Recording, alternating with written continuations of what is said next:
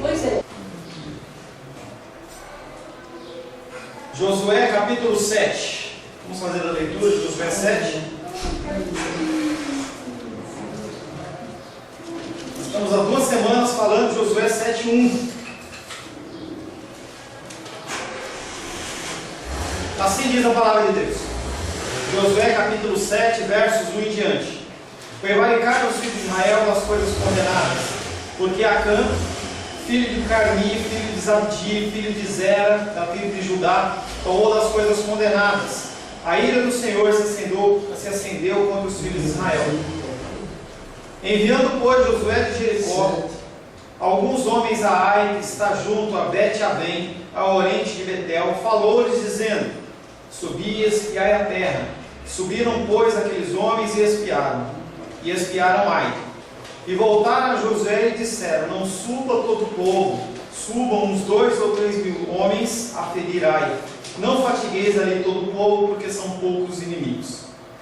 Assim subiram lá do povo os 3 mil homens, os quais fugiram diante dos homens de Ai. Os homens de Ai feriram deles uns 36 homens, e aos outros perseguiram desde a porta até as pedreiras, e os derrotaram na descida. E o coração do povo se derreteu e se tornou como água. Então Josué rasgou as suas vestes e se prostrou em terra sobre o rosto perante a arca do Senhor até a tarde. Ele e os anciãos de Israel deitaram pó sobre a cabeça. Disse Josué: ah, Senhor Deus, por que fizeste este povo passar o Jordão, para nos entregares nas mãos dos amorreus, para nos fazerem perecer? Tomara-nos, contentara-nos com ficarmos além do Jordão. Ah, Senhor, que direi? Pois Israel virou as costas diante dos seus inimigos. Ouvindo isso, os cananeus e todos os moradores da terra nos cercaram e desarraigarão o nosso nome na terra. Então, que farás ao teu grande nome? Então disse o Senhor a Josué: levanta-te, porque estás prostrado assim sobre o rosto. Israel pecou e violaram a minha aliança, aquilo que eu lhes ordenara, pois tomaram das coisas condenadas e furtaram, e dissimularam, e até debaixo da sua bagagem o puseram. Pelo que os filhos de Israel não puderam resistir aos seus inimigos, viraram as costas diante deles, porquanto Israel se fizera condenada. Já não serei convosco, se não eliminares do vosso meio a coisa roubada. Até aqui. Amém? Palavra do Senhor. Glória a Deus. Semana passada e semana retrasada nós meditamos no primeiro versículo, falando basicamente sobre o pecado que foi cometido contra o Senhor, de desobediência e a imundícia que entrou no Israel através daqueles elementos que foram pegos, que foram roubados da cidade de Jericó, que tinha sido destruída. Entendendo sempre que tudo que vai acontecer do verso 2 em diante, o povo de Israel ele não sabe ainda o que aconteceu. Eles simplesmente estão tocando a vida deles. Eles estavam perante Jericó, Jericó caiu, eles se alegraram, e aí eles começam todo o processo de conquista da terra, que era o que Deus tinha comissionado, Deus tinha ordenado que eles fizessem. Então, a partir desse momento, eles não estão sabendo que Acã foi lá, pegou ouro, pegou o capa babilônico e escondeu. Eles não sabem. Tá? Então, vamos lá. Verso 2. Enviando, pois, Josué de Jericó alguns homens a Ai, que está junto a Bet-Avém, ao oriente de Betel, falou-lhes dizendo: subi e espiai a terra. Subiram, pois, aqueles homens e espiaram a Ai. Primeira pergunta: você vê Josué orando ao Senhor aqui? Em algum momento você vê Josué fazendo como Moisés fazia, em que cada passo que ele dava, ele ia lá e consultava, até mesmo Davi, muitos anos depois, Josué ele não consulta. Da mesma maneira que ele fez com Jericó, ele fez com Ai. E aí aqui ele pega e manda espias, pessoas para olharem a terra e verem do que se trata a próxima conquista. A conquista maior que havia sido feita era de Jericó, uma cidade extremamente fortificada, apesar de não ser grande aos nossos moldes dos dias de hoje. Para aquela época era uma grande cidade. Os muros eram muros bem largos, com pedras bem grossas e bem fortes. A altura do muro não se dava para alcançar com escada, e eles não tinham nenhum equipamento para encostar. Então Jericó foi uma grande conquista. Aquilo que tinha sido prometido pelo Senhor, que ele ia realmente entregar os inimigos nas mãos dos israelitas, aconteceu. E eles ficaram cheios de força, cheios de alegria, mas não sabiam que Acã tinha pecado. E aí Josué de Jericó, e aí o de Jericó é uma simbologia, porque realmente não tem como você imaginar que acabou de ter uma guerra, acabou de ter uma destruição, e dali mesmo ele já manda os espias. Naturalmente as pessoas, elas devem ter voltado para o acampamento lá em Gilgal, que era onde eles estavam acostumados, e dali saíram. Então de Jericó está querendo dizer que foi quase que de imediato, não quer dizer que saiu de Jericó, estava ali ainda recolhendo as coisas, ele já mandou, não. Ele deu um tempo, entendeu? Eles foram lá e aí eles mandaram os espias, mas foi uma coisa meio rápida. A missão dos espias está operando aqui contra a circunstância do descontentamento divino que eles não sabiam. Então ele fala assim, olha, vai lá e olha. E aí eles vão lá olhar como pessoas, como uma luta natural, como uma luta carnal, como uma guerra qualquer. Entenda sempre que qualquer ação sua não é ação natural. Nós somos seres espirituais, porque conforme nós falamos em escatologia, você antes estava morto e agora você está vivo em Cristo, o Espírito está recriado. Então qualquer ato que você tenha que tomar, você tem que tomar de uma maneira espiritual. Tudo que você tem que fazer, você tem que fazer para glorificar ao Senhor. Ignorando que o leitor já sabe, quer dizer que a aliança fora violada, Josué dá continuidade aos planos e envia alguns homens de Jericó para Ai. A missão dos espias está operando aqui contra a circunstância do descontentamento divino. Como é complicado você agir contra a mão do Senhor. Não faça isso. Não contenda com o Senhor. Se Josué tivesse ali orado, ele tinha descoberto antes de passar o que ele passou, que a gente vai ver nos versículos posteriores. Através do descontentamento divino, resultará inevitavelmente no relatório da parte daqueles que fizeram o reconhecimento da cidade, mas apenas com os olhos naturais. E aí ele olha e fala assim, bom, nós estamos com 3 milhões de pessoas. Ai, é uma cidadezinha pequenininha, que deve ter 1000 habitantes, sei lá, não se fala a quantidade de habitantes. Nós somos muito superiores a eles. Então não vamos mandar todo o nosso exército, não. Eles começam a pensar como vão fazer. E a primeira tentativa séria, a primeira tentativa que iria haver de conquista da terra, realmente em cumprimento dos mandamentos do Senhor, ela vai fracassar. A primeira tentativa séria de Josué para dominar a terra, onde o Senhor dissera ter dado a Israel, está sim condenada ao fracasso. Se você vai em uma guerra, se você vai em uma luta, se você vai em algum tipo de disputa na sua força, sendo uma pessoa espiritual, se você não vai segundo a vontade de Deus, você está fadado a perder, você está fadado a perecer. Quando nós intentamos mudar, que a Judinha começou a sinalizar com o Zé que estavam pensando em construir no final do ano, que nós começamos a olhar, as pessoas elas estavam querendo mudar, e eu estava ali segurando as pontas, também queria mudar, era o tempo de mudar, mas tinha que ser direção do Senhor. Então hoje eu estou muito tranquilo no nosso lugar, onde estamos aqui, o Senhor tem nos abençoado, ainda não nos acrescentou novas pessoas, mas creio que com o tempo, se assim for da vontade dEle, pessoas novas virão. Mas se não for, o importante é que nós cumpramos o propósito e a vontade de Deus.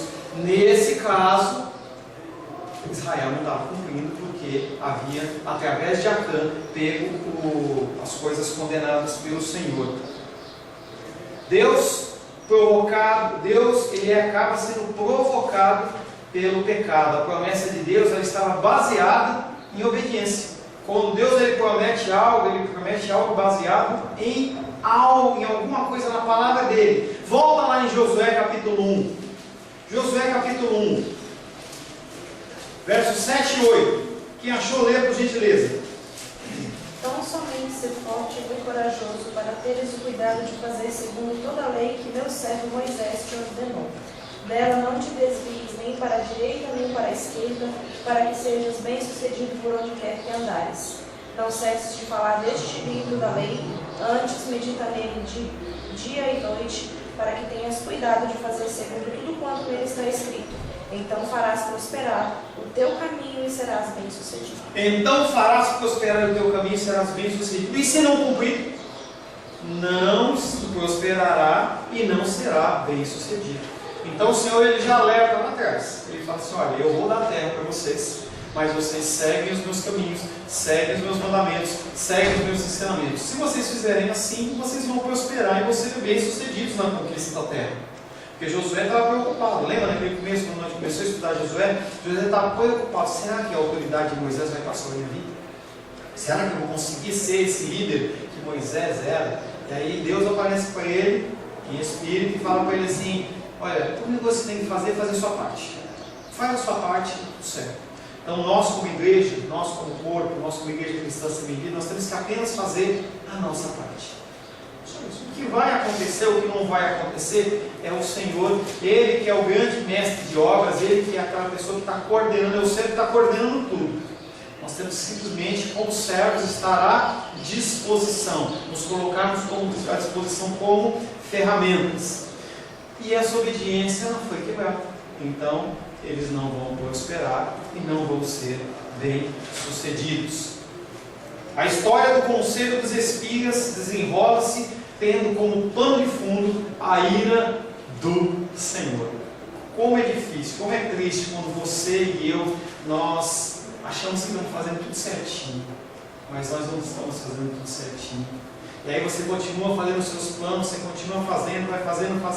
Na hora que você vê, deu errado. Aí você entra na presença de Deus e fala: Senhor, por quê? Sendo que você tinha que ter procurado antes a direção do Senhor para fazer as coisas. Então, antes de fazer as coisas, nós temos que procurar a direção de Deus. E aí Ele vai nos instruir para que nós possamos fazer as coisas de uma maneira correta. Verso 3. E voltaram a Josué. Aqueles homens subiram o monte, viram o que estava acontecendo e voltaram para contar. E voltaram a Josué e disseram: não suba todo o povo, subam uns 2 ou 3 mil homens a ferir Ai. Não fatigueis ali todo o povo, porque são poucos os inimigos. Ele olha com olhos naturais. Mas o Senhor dos exércitos que estava do lado deles, mudou de lado. Foi para o lado dos inimigos. Porque ia usar aqueles inimigos como um instrumento de juízo sobre o povo de Israel. E isso acontece na minha vida e na sua vida. Quando nós não seguimos os mandamentos do Senhor, quando nós não obedecemos os caminhos do Senhor, o Senhor, Ele que está do nosso lado, aquele que caminha conosco, Ele fala assim: eu tenho que ensinar o meu filho uma lição. Então, quer ir sozinho? Você é forte? Você é sábio? Você é inteligente? Vai. Romanos fala isso. Que Ele entrega a nós o nosso desejo. Vai até onde quer. Vamos ver. E se você é salvo, Ele vai dando linha, até que no momento Ele dá aquela puxada e traz você de volta. Mas até aí você já passou por muito sofrimento. Não subam todo o povo, suba apenas uns 2 ou 3 mil a ferir Ai. Não fatigueis ali todo o povo, porque são poucos os inimigos. O conselho dos espias monta todo o cenário do que vai acontecer nessa derrota de Israel. Por trás dele, eu e você que lemos o texto do versículo 1, nós sabemos o que vai acontecer, mas eles não sabem. Então o povo está lá no acampamento, comemorando, inclusive talvez até comemorando já a vitória sobre Ai, mas não sabe o que vai acontecer. O propósito principal ali é retratar o planejamento humano contraposto ao desprazer divino. Nunca faça planos fora dos caminhos do Senhor. Nunca faça plano fora dos caminhos do Senhor. Nunca faça plano fora dos caminhos do Senhor. Verso 4. Assim subiram lá do povo uns 3 mil homens, os quais fugiram diante dos homens de Ai. Os homens de Ai feriram deles, e aí feriram, não é feriram, é mataram mesmo. Os homens de Ai feriram deles uns 36, e os outros perseguiram desde a porta até as pedreiras, e os derrotaram na descida, e o coração do povo se derreteu e se tornou como água. Os fatos são apresentados muito rapidamente no versículo 4. Eles subiram e fugiram. Foram muito rápido, subiram e fugiram. Acelerando assim no verso 5 o fluxo da narrativa e movendo-se rapidamente para o movimento, o resultado dramático da derrota. 3 mil homens subiram para combater em Ai, mas eles são desbaratados e morreram 36. 36 é muito numa guerra? Se você olhar numericamente, não é muita coisa, é pouca coisa. Mas a preocupação maior deles não é a quantidade de pessoas que morreram. Josué despachara o número máximo de homens mencionado pelos espias, que haviam sugerido 2 ou 3 mil homens. Ainda assim, à vista dos fatos relatados, esse parece ser um contingente considerável. Eles não tinham mandado só 2 vezes, não tinham mandado só 3 vezes. Eles deviam ter mandado pelo menos uns 10 vezes o contingente de guerra de Ai. E mesmo assim eles apanham. Assim, à vista dos fatos relatados, esse parece ser um contingente considerável. Entretanto, era muito menor do que todo o potencial humano israelita. Eles tinham 3 milhões de pessoas ali.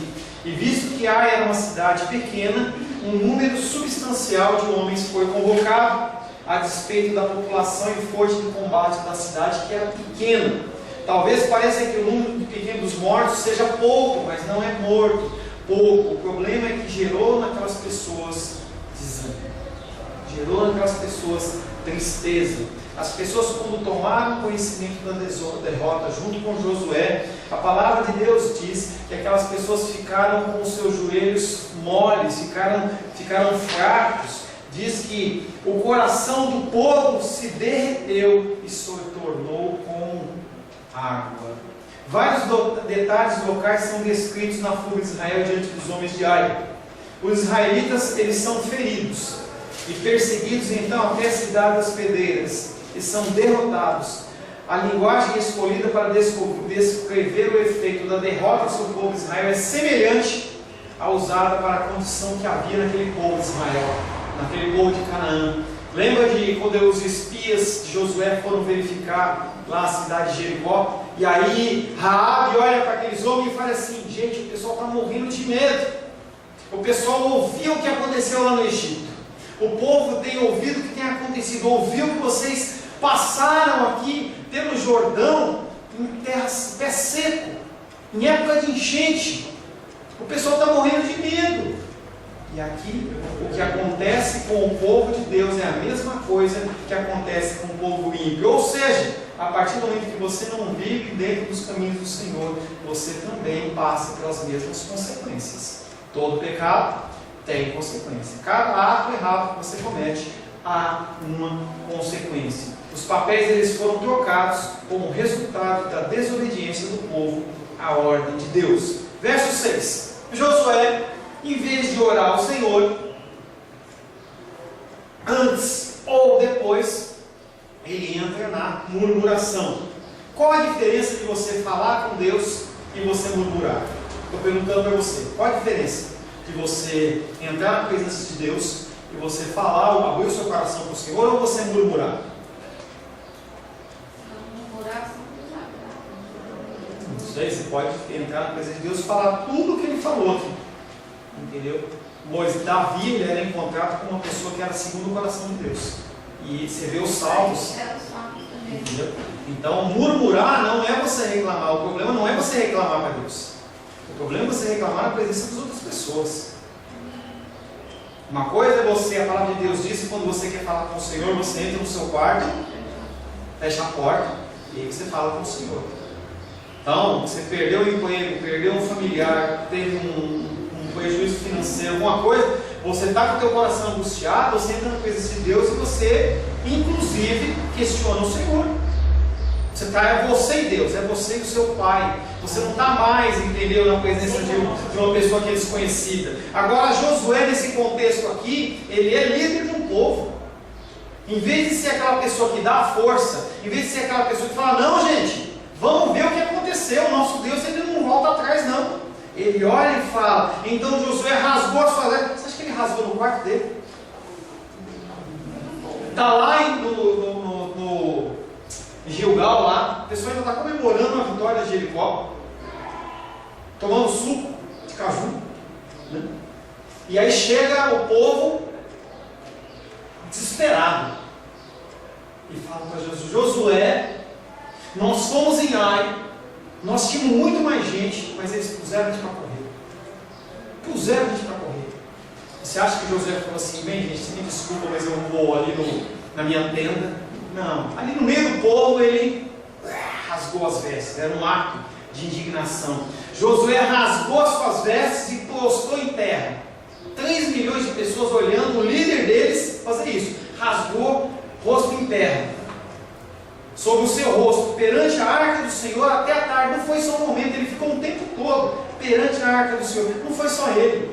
Aqui está dizendo que foi ele e os anciãos de Israel, todo mundo que era referência, todo mundo que era aquelas pessoas em que as pessoas iam lá buscar conselho. Ele rasga as roupas e fica lá na presença de Deus, mas na frente, murmurando. Nós vamos ver depois. E deitaram pó sobre a sua cabeça.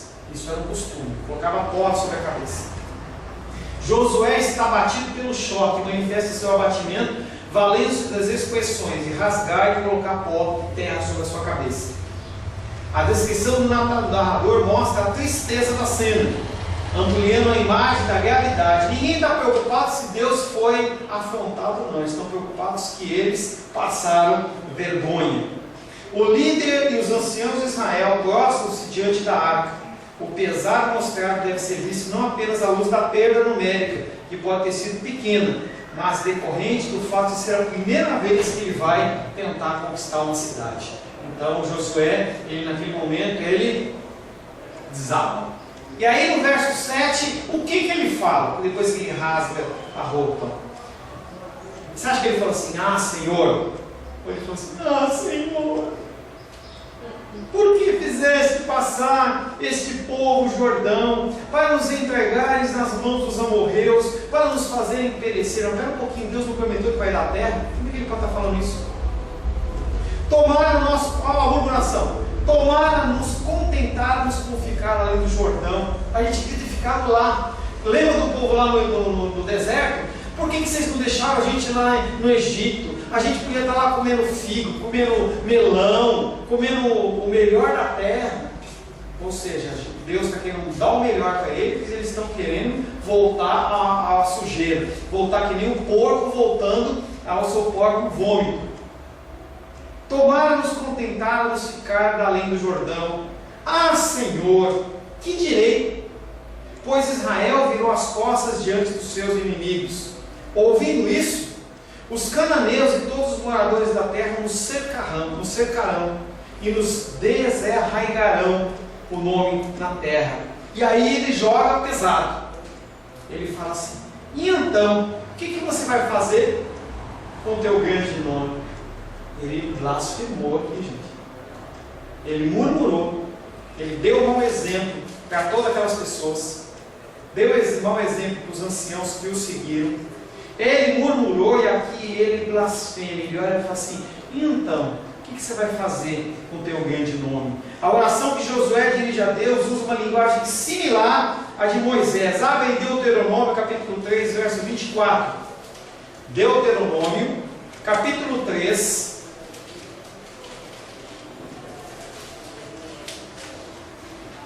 verso 24. Quem achou, leia por gentileza. Ó Senhor Deus, passaste a mostrar a teu servo a tua grandeza e a tua poderosa mão. Porque que Deus há nos céus ou na terra que possa fazer segundo as tuas obras, segundo os teus poderosos feitos? Não, pera um pouquinho, ele ouviu Moisés fazer uma oração de confiança, e em vez de ele fazer essa oração de confiança, ele faz essa oração de murmuração. Que oração é essa? De onde ele aprendeu isso? Ao dirigir-se a Deus como Senhor soberano, e aí ele usa um termo, entendeu? Que é o nome de Deus. O nome de Deus verdadeiro é um nome de Deus que ele é simbolizado por um tetragrama. São 4 letras, YHWH, que a gente erroneamente traduz por Yahvé, ou Javé, ou qualquer coisa desse tipo. Na verdade é um nome que é impronunciável, no sentido de respeito. Por isso que não tome o nome santo do Senhor em vão. Ele está falando em relação a esse nome santo de Deus. Se você chegar para um judeu e perguntar como se pronuncia o nome de Deus, ele vai ficar bravo com você, porque você não pode falar. Então por isso que eles usam Adonai, que quer dizer Pai, Abba, eles usam Elohim, outros nomes que se referem, mas não falam o nome de Deus. Mas nesse caso, Josué, ele clamou o nome de Deus ali. Josué exprime um tom de perplexidade por essa maneira dupla de se dirigir a Deus. Cego quanto às grandes coisas que o Senhor fizera na ocasião da travessia de queda de Jericó, ele viu tudo o que aconteceu no Egito. Ele viu o mar vermelho se abrir. Ele viu o rio Jordão parar. Ele viu as muralhas de Jericó cair. E mesmo assim não acredita. Josué levanta a ousada questão de por que tudo aquilo?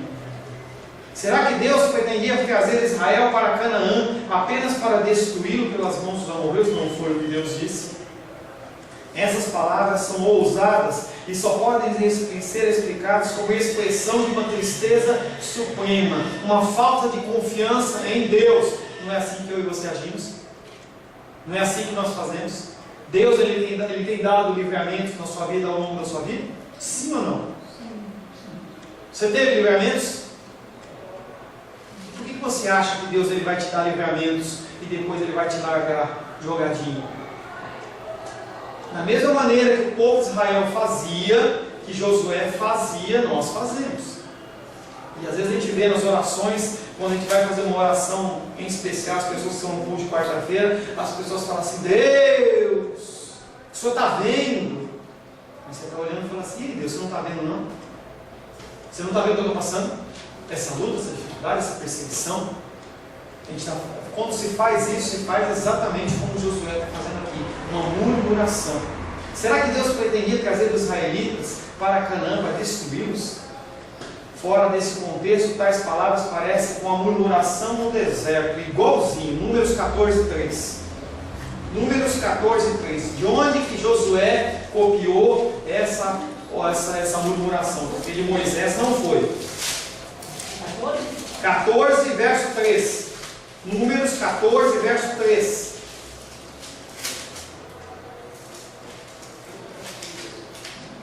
E porque nos traz o Senhor a esta terra, para cairmos à espada, e para que nossas mulheres e nossas crianças sejam presas. Não seria? Vai ter mais? Não seria melhor voltarmos para o Egito?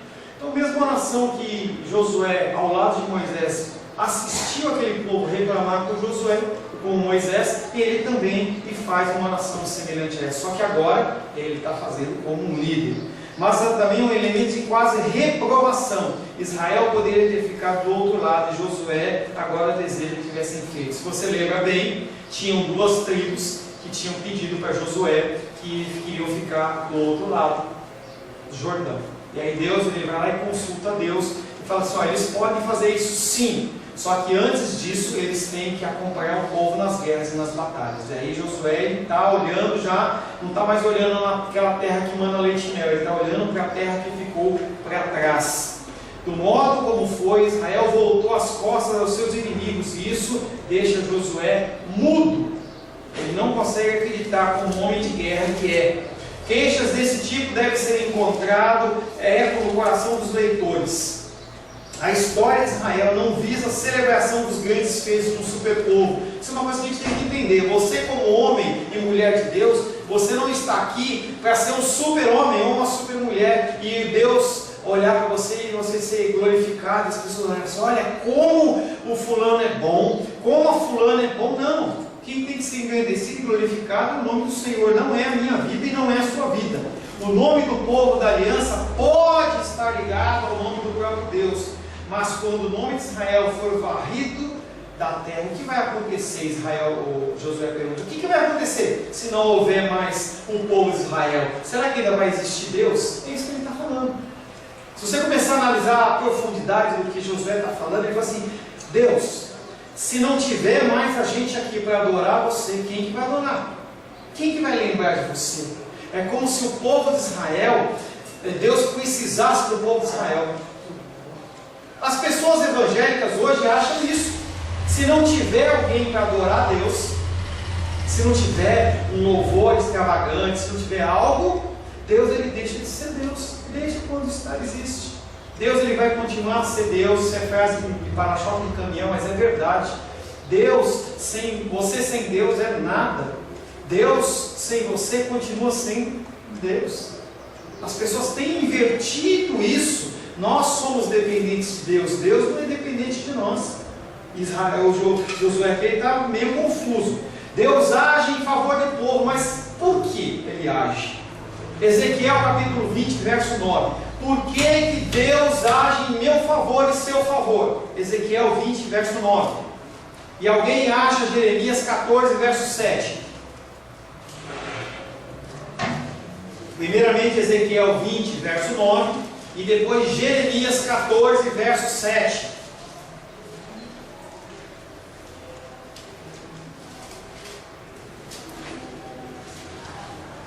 Você tem Ezequiel e Jeremias na sua Bíblia? Vamos ler Jeremias 14, 7.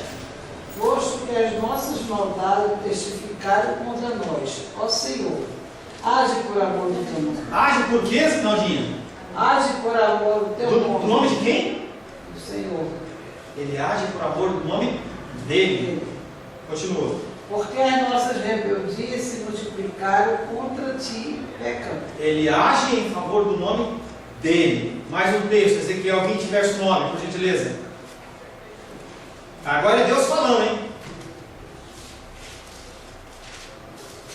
Ninguém achou Ezequiel 29? O que fiz, porém, foi por amor do meu nome. Quem está falando isso, Lu? Senhor Deus. Então começa falando com o Senhor Deus.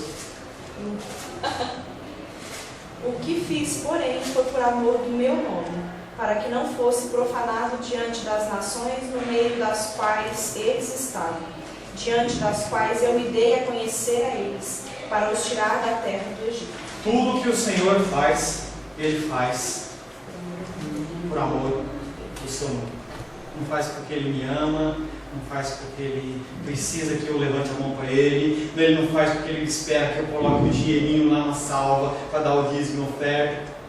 Ele faz tudo por amor do nome dEle, porque as palavras dEle têm que se cumprir. E o que Ele falou tem que se cumprir. Então se Ele falou que Ele vai pegar você, e vai pegar e levar do Guará 1 para o Guará 2, do Guará 2 para a Fortaleza, ou fazer A, B ou C, Ele vai fazer. Se Deus ele realmente tiver um plano para a nossa igreja, e eu começar a pisar na bola, Ele me arranca e coloca outro. Porque o cumprimento, o importante não é a minha vida. O importante é o cumprimento da palavra dele. Ele faz tudo por amor do seu nome. A escolha de Israel por Deus ela é totalmente voluntária. A escolha da sua vida, minha vida, é graça de Deus. Eu não vou ler, mas Deuteronômio 7 fala sobre isso. Essa escolha de Deus é uma escolha não porque você é bom. Outro dia eu estava conversando com uma pessoa e a pessoa falava para mim assim, porque as pessoas que são cristãs, as pessoas que são assim, mais religiosas, é porque elas são melhores, né?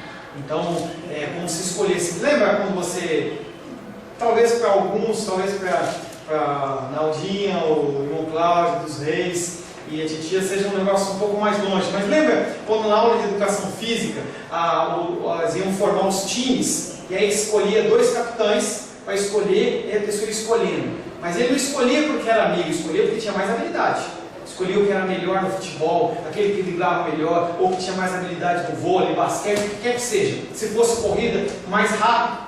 Deus não escolhe dessa maneira, Ele não escolhe pelos seus atributos, Ele escolhe pela vontade graciosa dEle. Mas isso não implica que nós não temos que fazer nada. Nós temos um compromisso a cumprir com o Senhor, sim. Josué tinha o direito de suplicar do modo que o fez, mas ele não tinha que fazer daquele jeito. Ele poderia ter falado tudo o que ele falou, mas de outra maneira, de outro jeito, em outra situação.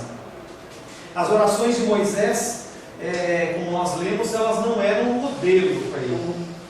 As orações de Moisés eram orações que eram feitas só no finalzinho, lá, quando ele fere a rocha, que ali ele não aguentou.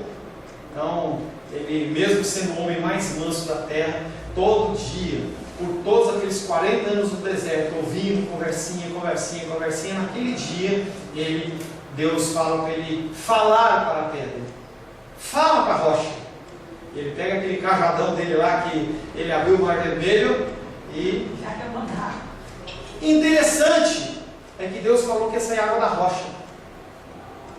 E aí ele honra não Moisés, ele honra a palavra dele. Porque se ele quisesse, ele fala assim, eu não falei para você bater, eu não vou te dar água. mas ele falou que ia ser água dele. Então, por amor do nome dele, ele bateu na rocha, e mesmo assim aquela água flui. Mas o resultado foi que Moisés ficou só olhando a terra prometida e mais nada. Só para finalizar, quero ler uma oração de Moisés em Êxodo 32, de 11 a 13, que fala assim: porém Moisés, olha qual a diferença da oração de Josué para a de Moisés. Porém Moisés suplicou ao Senhor seu Deus e disse: por que se acende, Senhor, a tua ira contra o seu povo, que tiraste da terra do Egito com grande fortaleza e poderosa mão? Por que hão de dizer os egípcios, com maus intentos os tirou, para matá-los nos montes e para consumi-los da face da terra? Torna-te do furor da tua ira, e arrepende-te desse mal contra o teu povo. Lembra-te de Abraão, de Isaque, de Israel, de teus servos, os quais por ti mesmo tens jurado, e disseste: multiplicarei a vossa descendência como as estrelas do céu, e toda essa terra de que tenho falado, dá-la-ei à vossa descendência, para que a possuam por herança eternamente. A oração, em essência, de Josué e de Moisés é a mesma. Ele está aqui conversando com o Senhor, mas em outro contexto, de uma outra maneira.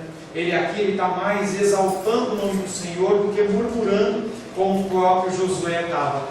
Ah, Senhor, por que fizeste isso? Amém, queridos? Semana que vem nós vamos continuar a partir do verso 10.